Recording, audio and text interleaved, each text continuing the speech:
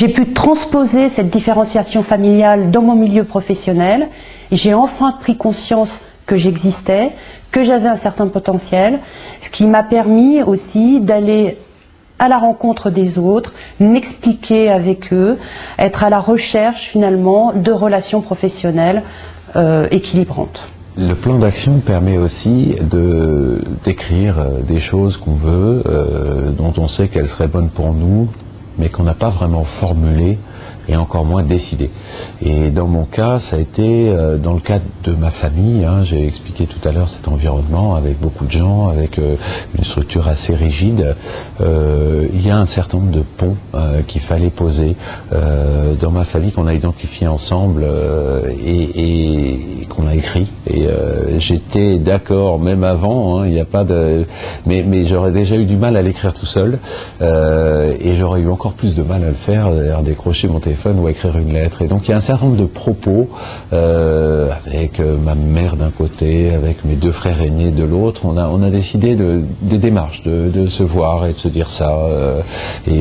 Ça, c'était des choses qui étaient dans le plan d'action. Alors c'est pas très professionnel, mais ça fait partie de la démarche d'ensemble. Et si je veux arrêter de jouer le poète extravagant, eh ben, faut aussi que je reprenne ma place dans la famille. Donc tout ça a vraiment du sens. C'est ce que j'essaye de donner comme témoignage de cette démarche, c'est qu'il y a un sens à une approche globale de tout ça, et que même en peu de temps, pour peu que ça se fasse dans une bonne connivence, eh bien on arrive à coller ces morceaux-là et à trouver à la fois un bilan et un chemin de progression qui soit cohérent et d'ensemble. Un autre point du plan d'action a été d'aller à la rencontre de mes sœurs, de les questionner sur ce qu'elles étaient, ce qui m'a permis également de me questionner, moi, sur ce que j'étais, sur la place que j'occupais dans cette famille, parce que jusqu'avant ce projet de vie, j'avais le sentiment qu'on appartenait à une espèce de magma et que personne n'était différencié.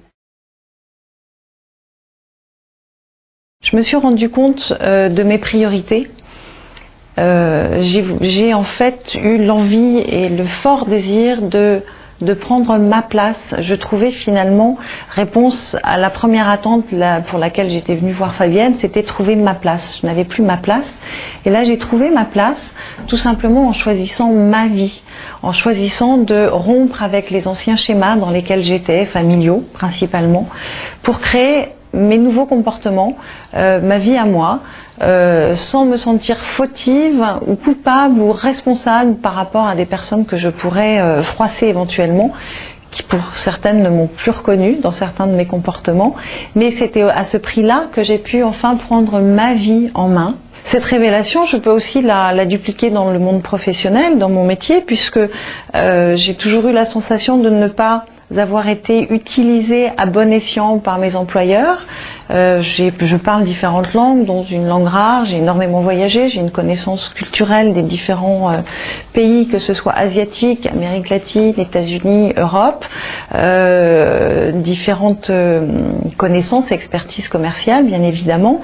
Et à ce jour, après une petite année de maturité, parce que pour changer des nouveaux comportements, il faut laisser du temps au temps. Ça pour moi, ça a été la grande leçon, laisser du temps au temps, laisser mûrir les choses, les poser, les positionner dans la vie concrètement, sans s'énerver ou sans jouer la fausse modeste ou des choses comme ça. C'est en fait tout simplement dire qui on est et le montrer.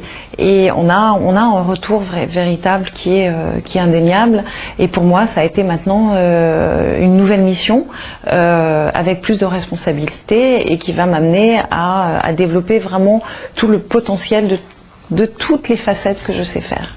Donc ça, c'est un an après, je dirais qu'il y a un résultat véritablement positif dans toutes les facettes de ma vie. Une chose extrêmement utile, importante pour moi, une force qui est vraiment essentielle, c'est un petit texte qui est l'expression de mon désir professionnel. C'est le livrable, comme on pourrait dire en entreprise, de ce projet de vie. C'est ce que j'ai partagé avec mon employeur à l'issue du projet de vie. Et c'est surtout pour moi une expression de mon désir. Alors elle prend quelle forme? On a identifié 15 mots-clés d'abord, des mots qui étaient essentiels pour moi. Et puis ensuite on les a ordonnés en 3 ou 5 phrases à peu près, un texte très court. Et la manière dont on les a ordonnés est vraiment très importante. Celui qui arrive avant un autre, ça veut dire qu'il est un petit peu prioritaire. Ou s'il y a un mais, ça place quelque chose en retrait. Donc j'ai ces 5 phrases qui sont un peu comme une règle d'or. Alors je pense que dans 5 ans, elles seront plus valides. Mais aujourd'hui, où je suis en plein dans cette mobilité, cette évolution professionnelle, je suis absolument capable, quand quelqu'un va me parler d'une opportunité, de la situer par rapport à mon désir. En fait, c'est vraiment extrêmement facile. Deuxième élément de ma situation actuelle, c'est que j'ai beaucoup avancé sur un certain nombre de peurs et de retenues et de freins. En fait, j'avais des visions un peu simplistes, un peu dichotomiques, sur lesquelles je restais fixé et qui me faisaient vraiment peur du côté obscur de la force, si vous voulez. Donc, un exemple, c'est le mode projet, c'est celui où on a une page blanche et on dessine un avenir radieux, on fait de la conception, on est dans les concepts, on n'a pas d'autre marge, on n'a pas d'autre limite que son imagination. Donc ça, c'est un métier dans lequel j'étais extrêmement à l'aise et très heureux, et j'avais très peur que de l'autre côté de la barrière, du côté opérationnel, on soit dans la contrainte du quotidien, dans la fonction de conservation et pas la fonction de développement. Bref, qu'il faille faire tourner la boutique, ce qui ne m'attirait pas du tout. Alors, je ne veux pas dire qu'aujourd'hui, ça me fait rêver, mais j'ai quand même pris du recul par rapport à une espèce de peur d'un management opérationnel.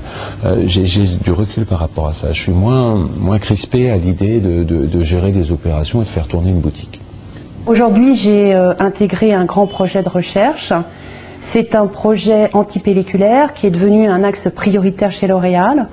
En fait, ce projet reprenait les mots-clés qui avaient été définis à l'issue du projet de vie, c'est-à-dire relations, projet transversal, peau, recherche.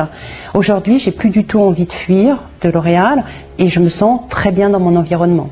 La sérénité et la prise de distance que m'a apporté cette démarche m'a permis, et c'est un résultat extrêmement profitable pour moi, de vivre de façon tout à fait positive un changement professionnel qui est intervenu après que cette démarche de projet de vie ait été réalisée.